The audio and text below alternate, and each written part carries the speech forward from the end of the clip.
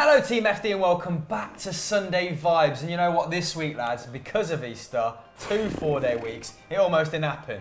No Joe, no Pat, it was just me and Gav in here eating pork scratchings earlier. Then bam, Batman and Robin show up. It's Doug Van Straten, Zach team. Tomlinson. Why can't I be Straten? The day. Why can't you be Van Straten? Joe. Gutted. First question comes from Rosed Football on YouTube, and he's asked, gentlemen, if Hazard was to leave, who should Chelsea bring in? Hashtag Sunday Vibes. Get your comments below if you'd like to feature next week. One more caveat about this week's show: no hot takes, not enough staff. Sorry, he'll be back, bigger, better than ever next time round. Lads, we've discussed Hazard exiting Chelsea before. Sort of well documented that he had quite a fractious relationship with Mourinho at the end of his tenure. And now Conte looks like he may leave. You've told me prior you believe Chelsea have had quite strong talks with Thomas Tuchel. But I think more pressingly, if Chelsea were to miss out on Champions League football, bearing in mind he's played at Chelsea when this has happened before, would Hazard stay at the club? Because Don Ballon don't think so. Doug, what do you think? Well, I think Chelsea would obviously really put all their eggs in their basket in terms of keeping him. He's been superb this year. He scored 11 goals and provided 3 assists in 26 league games and 15 goals and 9 assists in all competitions. He's Chelsea's top scorer. He's been involved in 27% of all their Premier League goals, averaging a goal every 0.5 league games. So he would be not just a loss, but a massive loss. It's sort of cutting the heart out of that attack. Only Willian and Morata, who are still at the club. Batshuayi got in double figures but then left for Dortmund, where he's been ripping it up. Only Willian and Morata are over 10 goals for this season. Pedro's productivity seems to have dropped off this year. They're not getting as many goals from midfield as they have in previous years. Bakayoko, Fabregas. Kante's never going to be a natural goal scorer, but except for Marcos Alonso, it's pretty much on those three.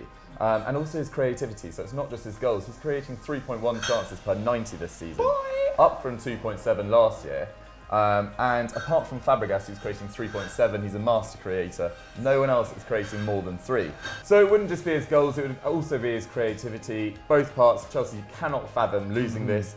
Zach Jalab, who would you want to see come in if, in this worst case scenario, Hazard was to leave? I'd rather him stay, but there's a Bayer Leverkusen man who's just 20 years old. He's 7 years younger than Eden Hazard. He goes by the name of Leon Bailey. He's been amazing this season. 9 goals and 5 assists. And also keep in mind, when they brought him in, he was originally a left back and has been moved into a left wing position. So he's been able to evolve at such a young age as well. He's averaging a goal every 184 minutes. Keep in mind, Eden Hazard's doing it every 170. And on top of that, he's taking 3.2 shots per 90. He's creating 2.2 chances. He's beating his man 2.6 times a game. Eden Hazard is doing it 6.2, but that's ridiculous. Yeah, I think when I saw this yesterday, I think Hazard's only behind Neymar in Europe on dribbles. And Neymar's is just out of this world. My only worry is if we brought in Leon Bailey, he doesn't have the star factor that Eden Hazard has. Eden Hazard's been able to bring in commercial deals. He's also essentially attracted players. It would not quite like, but it would be like Real Madrid losing Ronaldo. He's a bit of a star man for Chelsea. If he's not there, who's going to do it? Willian, great player, but is he that star quality that fans are all buying his shirt on the back of their, his name on the back of their shirt? Hazard, if you say Hazard around the world, people know who he is. Not necessarily if you're saying Pedro, well maybe Pedro, but he has that star quality which Leon Bailey won't have straight away. Maybe there's another player that we could bring in. I agree. I think that's a really good point. Really proud of you, mate. Oh, thank you. Quite a good observation, that. Because I think Chelsea have become a less attractive prospect in comparison to Manchester City, Manchester United, not Arsenal, or potentially Tottenham over the last 3 or 4 years. So yeah, that would be a big defeat. I think Leon Bailey would be a gamble, given that Hazard's output is so huge. It'd be too big a void to fill, in my opinion, for the young. Well, he's what a did he say? He's German, Englishman, could play for England. Who knows? Might be in Gareth Southgate's World Cup squad. Take him. Put him on the plane. I'd go for a more established player of proven quality, like Nabil Fekir, who's been linked with Arsenal year in, year out for the last couple of seasons. He has been, this season at Lyon, the linchpin of that attack-minded side, hasn't he? I think he's got 16 goals and 6 assists. In 24 league games, that's a goal involvement every 0.9 games. Wow. Incredible, so he's really stepped it up this season, flanked with Mariano and Memphis Depay, who also could He could be either in with in a their shout, own yeah, right yeah. Very true. be half decent shouts, but that's up last season from 9 goals and 3 assists. So he's in his peak years. He's an absolutely fantastic player. He also might be easier to prize away from the club than someone like Leon Bailey. I think Bailey's contract expires in 2022 and Fekir's is up in 2020. And his agent, Jean-Pierre Burns, has said at the end of the season, the player and, well, the agent will be re-evaluating his position. I think probably because of that persistent noise from England's capital. But Fekir probably more likely to go to Arsenal, especially if Wenger's there for another year. He's been a long-time admirer of him. I'm trying to think of other options around Europe, lads, and I can think of some high-caliber players who might prove to be good short-term solutions whose contracts are up, like Robin and and That wouldn't be Ribery. bad. There'd be, Can you think of any others? Lavetzi's is up, I believe. I think I saw yesterday that Ben Arthur's also had a contract. He brings a bit of trouble wherever he goes. I don't know whether he'd be a natural fit. They're all very old. That'd be a very short-term solution. I think if Chelsea were to let go of Hazard, we'd need a long-term fix. It all depends on how much money we get as well. We're not going to be selling him for anything less than 150 million, at least, maybe even 200. And then you maybe look at, maybe you buy 2 players, maybe you buy a youngster and then maybe you buy an older player who is maybe 28, 29. That is a short term and your youngster is maybe the long term future. Do you have any candidates? Maybe if Tuchel's to join Chelsea, Christian Pulisic. I bring him up every time I'm here, but he's so good, he's unbelievable. And being so young, maybe he's the youngster you'd have to spend a lot. Possibly. Especially if Dortmund don't make Champions League football. There's a real race on between Eintracht Frankfurt, Schalke, Bayer Leverkusen. It's all really tight in there for the top 4 spots, so they might not necessarily make it, and they've got that game against Bayern this weekend. Pulisic would be a great option. It would be good. I think someone that Chris mentioned earlier, Memphis Depay, has looked really impressive this year. He's got 10 goals and 6 assists, a real comeback year. He scored some absolute bangers as well. And I'm sure, because it didn't work out at Man United, and he's still got a lot of potential. And I think when players don't work out in the Premier League, there's always a nagging feeling, can I get that opportunity? Can I prove myself? I think he'd be a good option. Possibly, if we still got Conte, we'll go to the Serie A. Maybe look at Suso, maybe look at even Mertens or Insigne. I know Mertens very old, but Insigne is still, I think he's like 25, so it's not too bad. Like Again, it cost a bit, but they've been killing it for Napoli this season. All right, cool, fair enough. Do you think any of the suggestions we've opted for are viable? Let us know in the comments below, guys. And if you disagree, go to hell. Question 2 from 2241C, and he or she, or the androgynous robot, has asked, who are each of the top 5 league's players and young players of the season? My God, could we talk about this for a long time, lads? So let's try and be fairly quick with it. Premier League, I imagine Salah, KDB, Kane are at the top of our list. 100%. Who are you going to go for? Salah.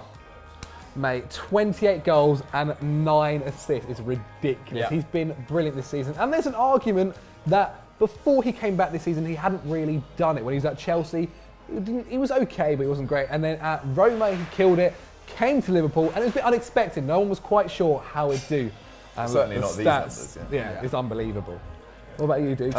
I'd say while Salah's numbers have been exceptional, I actually think the outstanding performer in the outstanding team of the year has been Kevin De Bruyne. Okay. By distance, he's taking 2.7 shots per game, 2.8 key passes, and making 2 tackles and interception. He's played in a role that he hasn't really played before, slightly deeper, and he looks like one of the best in the world in it. He's been exceptional. He'd be my pick. Yeah, definitely. If we're talking about the linchpin of size, Harold Kane definitely deserves a shout. 24 goals in 28 appearances. Guy is taking over 5 shots per game. They're very elite numbers that for the past few years we've only really seen Ronaldo and Messi produce consistently. He's creating brilliant chances for himself as well. This is a guy who is a very well-rounded forward, but he's taken 3.1 shots in the penalty area, more than Salah. And I actually think Tottenham are probably more reliant on him than Manchester City are on KDB. But I do agree, his form has taken Manchester, it's enabled them to go to the next level. But I think if Kane was injured for an extended period of time, even though they've got someone like Son, Tottenham would struggle big yeah. time. Moving into youngster then, probably have to revisit Manchester City for this, won't we? Yeah. Sterling or Sane? I think that would be the debate for me. Yeah. 100%. I think for me, I'd go with Sterling, but I also want to give a shout out to Christensen, who came back on loan. Yeah. No one was quite sure how he'd do, and he's basically been the main man out of that back three. A couple of errors in recent months. But Yeah, but he's still very young. He's learning to Started adapt to the Premier incredibly League. well. Oh my god! Yeah. Then after the question, so next thing's unbelievable. But yeah, I still say you've got to say Raheem Sterling. Unbelievable. 15 goals, 7 assists, and the importance of his goals as well. He scored winners against Bournemouth, West Brom, Huddersfield, Southampton, and Newcastle. That means that he scored 1/6. He scored the winner, in 1/6 of all City's Premier League games this year, which is crazy. His goals have earned his side 11 points this year. But, you know, take out Sterling's goals, they're still winning the league by 5 points. So it just shows what sort of exceptional team they are. Yeah. For me, it's Raheem Sterling. Yes, I think props has to go to Sane as well. 8 goals, 11 assists. I think he's contributed to 3 fewer goals than Sterling, but he's also played around 180 minutes fewer. Oh my! So give him 2 games, he might be on a par with the young Englishman. And obviously Sterling has a couple of years on him, but I'm just a massive fan of Sane. Very aesthetically pleasing, like a ballet dancer on that wing. Amazing to watch, yeah. I actually Full think flow. one of his parents was a ballet dancer and the other one was... Yeah, the other one that's was not an even a lie. athlete. That's true. Got a perfect concoction. Moving on anyway, because we've got a fair amount of leagues to Ligue crack 1. through. Don't want to be, you know, a little dictator over here, but Ligue 1, it's fairly obvious. Yes, yeah. Neymar Conclusion. and Mbappe, Mbappe. 100%, I 100%. think, 32 goals between them, 21 assists. Neymar's averaging a goal every 94 minutes, and PSG are the sort of runaway leaders of the Liga, aren't they? Done. The Bundesliga, a little bit more interesting, not a vintage year for the Bundesliga. Well, at least in terms and of the we title. also have one person in particular who's dominating that league in terms of goals, don't we? And that is... Yeah, Lewandowski, 23 goals, 1 assist. Means he's been involved in 36% of their league goals this year, and they're 17 points clear, as we've said. The next best scorers in the league are Aubameyang, who left in January, and Niels Peterson on 13. It's not that great. So, as you say, not a vintage year in terms of the title. Has anyone caught your eye in terms of young players there? Yes, for me, it's got to be Timo Werner of RB Leipzig fame. He scored 11 goals and 3 assists this season. Not as good as last season when he banged in 21 and got 5 assists. And RB Leipzig are 6 points off second place. However, he's been, again, incredible. And for Germany, he's really good. He's going to be leading the German front line at the World Cup. And it's also looking like he might be getting a big transfer this summer to maybe a Real Madrid. So for me, I think Liverpool as Timo well. Werner. Yeah, very timely arrival of Timo Werner for Germany, because they've been lacking at number 9 for the last couple of tournaments, haven't they, since Klose retired. I'd go for, in the Bundesliga, Kai Havertz maybe, young player, I think Bayer Leverkusen's youngest ever debutant and goal scorer. Central midfielder, similar, I'm getting a similar vibe from him to that of Mesut Ozil. He's quite languid, cultured. He sort of drops the shoulder like he does as well, beats players without necessarily being overly quick. I think he's got 6 assists, and 2 goals in the Bundesliga this campaign. And 6 assists is enough to rank him as highly as 5th, I believe, in terms of being the league's best creator. Max Philippe actually deserves a shout out, or Philippe Max. Either way. The one One that or plays the other, the left back, he's got like the 12 left back, assists. Sorry, his yeah. name escapes me for the time being. But yeah, Kai Havertz, I think he's got some way to go before he emulates his hero Mesut Ozil. I think his key passes are a little bit low, maybe 1 a game, and that's not enough to put him in the top 60 in the Bundesliga. But defensively, much more robust. Actually, cover him on a scout report. Go and watch that scout report. It's over on Football Daily. It came out yesterday. If you haven't seen it, what are you doing? Go and watch it. Watch it again. Just you before keep we move, wagging your finger. Who you got a shout out to? Leon Bailey, we mentioned him earlier, Yeah. but those Yeah, stats that I yeah. mentioned earlier as well definitely deserve a shout out. Got to be in the Sure. running. Big boy. So we moving move on to Serie A. Serie A. Doug. Sorry. He wants my job. Go ahead, Have it. go. Crowbarring him out. Who are you going to shout out for Serie A? Ciro Immobile, 24 goals, 8 assists, a goal every 92 minutes. That's second only to Lewandowski and Salah. Sorry, third only to Lewandowski and Salah in Europe in terms of minutes per goal. But will the fact that Lazio finish outside the top 4, will that count against him? Often they give it to the outstanding player in the outstanding team. And if Juventus win it, it'll be difficult to look past their defence. They've lost 2 games all season, And they've only conceded 3 goals since October the 22nd. Oh my God. 3 goals since October the 22nd. So Buffon, Chiellini, Barzagli, there's plenty of options in there. Dybala up front's had a very good year, so has Higuain. Zach, any other suggestions in Serie A? For me, Napoli as well have been killing this season. Insigne's been on fire, but for me, possibly Dries Mertens. He scored 17 goals and got 6 assists this season, which I think any team with that, he'd be in for a shout. My young player though, Milinkovic-Savic of Lazio fame. He's been unbelievable. He's only 23, so he just about qualifies, and he's got 9 goals and 2 assists from centre midfield. And he has no fear at all. 63% of his passes are forward, and they're accurate as well with 81%. And on top of that, he's also been looked at by Manchester United, by all these big clubs, Bayern Munich, all of them around Europe as well. He's managing to fire off 2.7 shots per 90 with an accuracy of 53%, and that's higher than the previous Dries Mertens, who I mentioned. He may be in for a shout as the player of the season as well, not just young player as well. Yeah, he's a very mature young man and seems very well-rounded. And he's probably going to get a big money move somewhere, but for no less than 80-90 million, I'd imagine, in this current market. Let's move on to La Liga, where Leo Messi has been in frightening form. I mean, 25 goals and 12 assists puts him at the summit yet again. Obviously, Ronaldo is starting to come to the fore with his recent run of form, including those 4 goals against... oh no, the name escapes me. Is that Verona? Verona? Verona. I was going to say Has Verona playing Serie A. We've just come out of Serie A, though. Yeah, maybe.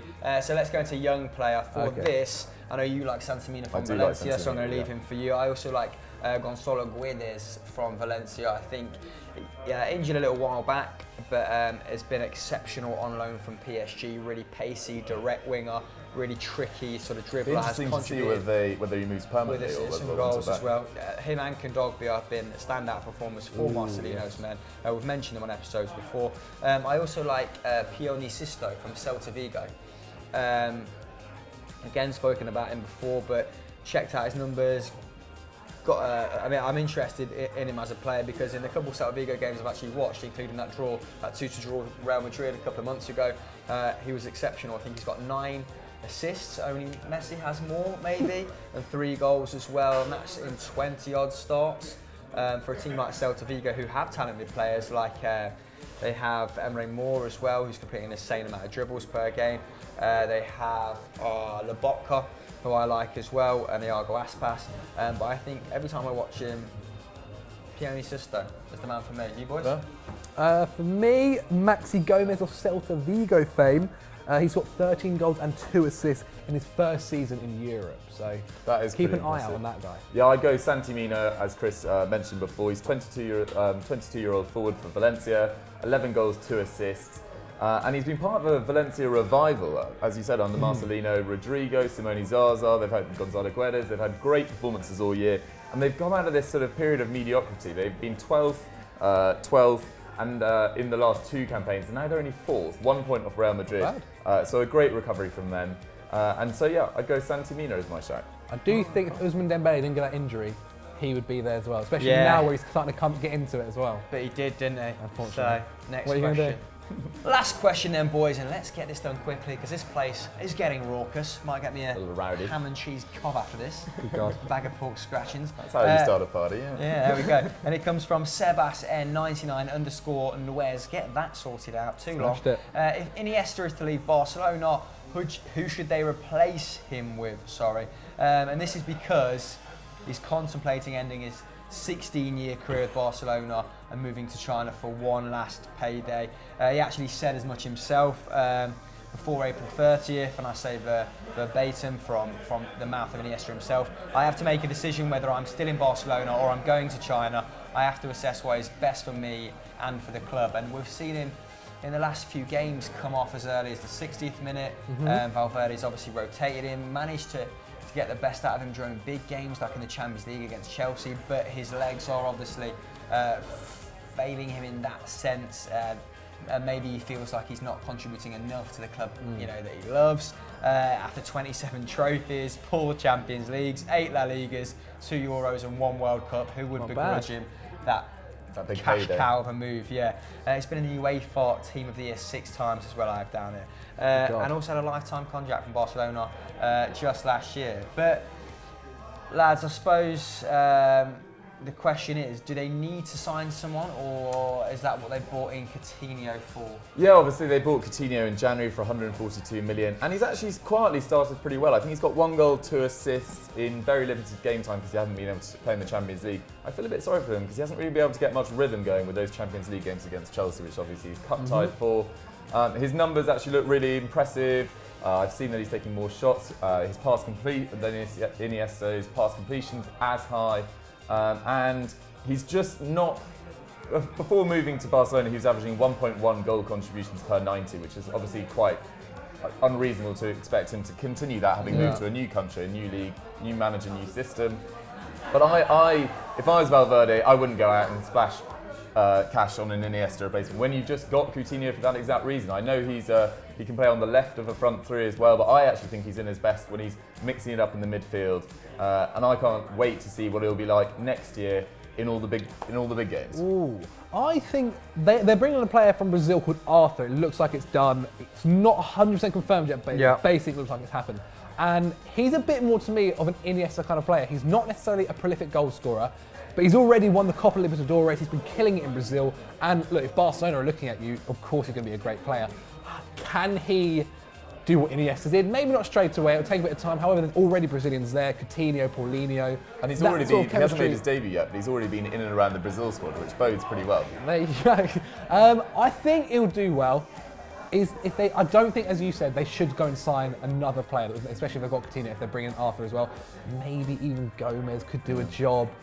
What about you, Hannah? I mean, you assume that Valverde will still be there next season, despite some fans actually still not being overly enamoured with the way they play football. So spoiled. Unbeaten, possibly treble winners in the cup final as well, aren't they, against Sevilla. So if he carries on playing this very structured 4-4-2, then I imagine, he won't necessarily bust a nut to go out there and buy an Iniesta replacement. Obviously, in transfer windows gone by, they've gone after Marco Verratti, and that's who we assume would be the long-term heir for Iniesta, because he's a little bit of a Xavi Iniesta hybrid in terms of his contribution and his playing style. They've moved for Arthur for £40 million. So do they have that much money to spend? Can Sergio Roberto step up? Sergio Roberto step up from right back and play in that midfield berth that a lot of sort of Catalans see him playing in. Obviously a lovely footballer, has that understanding of the team, but at the moment it looks a very balanced side. Maybe Nelson Semedo comes back in a right back, Roberto midfield, carry on with that sort of narrow also, diamond. Guillem Balaguer on Winners and Losers this week was saying that Griezmann's pretty much signed up as well. Which would be... So they would have to change system. They changed the system and probably go to a 4-3-3, but then Griezmann would be slightly wasted on the flanks. Maybe Messi plays deeper? I think Guillem might not be, is that right? Who knows? I'm sure he's got the inside line, but it wouldn't really make sense for me to go to Griezmann in that system. He doesn't really fit a 4-4-2. Especially if they're playing 4-3-3 and Suarez, Messi and Griezmann up top, what becomes of his man Dembele? Exactly. I think maybe you put then Dembele, then you bring Messi a bit deeper, let him control midfield. Yeah. I think Messi's enjoying his role as that sort of second striker to Luis Suarez at the moment too much, and his goal contribution this season has been he's gone sleeping over again, hasn't he? But when does So I think at some point in his career probably will drop back to an AMC maybe, and he's good enough to obviously. Yeah. But no great pressure to replace Iniesta, and he's also replaceable. What do you guys think? Let us know your Iniesta replacements and more in the comments below. Let's go straight into the end board, lads, because that's the end of the show. What is happening on Full Daily Zach? Well, on FD on Friday, VFM went live with me and Dave Jackson. It was an absolute corker of a video. And on Saturday, a 10 went out.